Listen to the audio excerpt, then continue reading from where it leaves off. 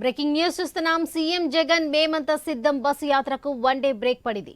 ఈ రోజు ఈస్టర్ కారణంగా బస్సు యాత్రకు సీఎం జగన్ విరామం ఇచ్చారు.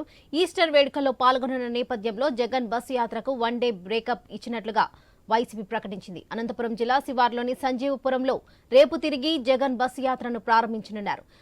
కాగా ఎన్నికల ప్రచారంలో భాగంగా సీఎం జగన్ రాష్ట్ర వ్యాప్తంగా మేమంతా సిద్ధం పేరుతో బస్సు యాత్ర చేపట్టారు.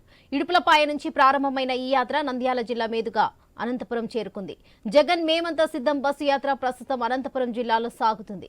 ఈస్టర్ నేపథ్యంలో ఈరోజు జగన్ విరామం ప్రకటించగా రేపటి నుంచి తిరిగి బస్సు యాత్ర రీస్టార్ట్ కానుంది.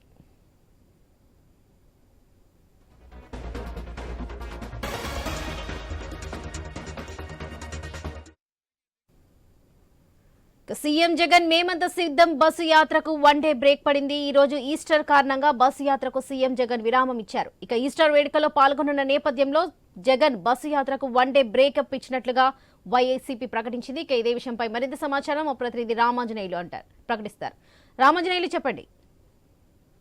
వరలక్ష్మి, ప్రస్తుతం సీఎం జగన్మోహన్ రెడ్డి మేమంతా సిద్ధం బస్సు యాత్ర 4వ రోజు అనంతపురం జిల్లాలో కొనసాగుతుంది. అయితే ఈస్టర్ కారణంగా ఇవాళ బస్సు యాత్రకు బ్రేక్ ఇచ్చారు. ధర్మవరము నియోజకవర్గంలోని బత్తలపల్లి మండలం సంజీవపురం వద్ద ప్రస్తుతం బస్సు యాత్ర బస చేశారు ఆయన. ఈ రోజంతా కూడా పూర్తిగా ఈస్టర్ ప్రార్థనలో పాల్గొని కుటుంబ సభ్యులతో సహా ప్రార్థనలో పాల్గొంటారు. ఆ తర్వాత ముఖ్యమైన నేతలతో ఆయన భేటీ అవుతారు. ప్రస్తుతం జిల్లాలో ఉన్నటువంటి రాజకీయ పరిస్థితులు, ప్రస్తుతం ప్రచారం విధానము అన్నిటి మీద కూడా నేతలతో చర్చించనున్నారు. ప్రధానంగా కొంత సీట్లు విషయంలో జరుగుతున్నటువంటి గొడవలు, అసంతృప్తి, దీని మీద కూడా ఆయన చర్చించే అవకాశం అయితే ఉంది. ప్రస్తుతానికైతే ఆయన కుటుంబ సభ్యులతో ఇవాళంతా కూడా ప్రార్థనలు చేసి ఇక్కడే రెస్ట్ తీసుకుంటారు. రేపు ఉదయం మళ్ళీ సంజీవపురం నుంచి బస్సు యాత్ర కొనసాగుతుంది. అటుగా కదిరి, అటు నుంచి కూడా చిత్తూరు జిల్లాలోకి బస్సు యాత్ర కంటిన్యూ అవుతుంది.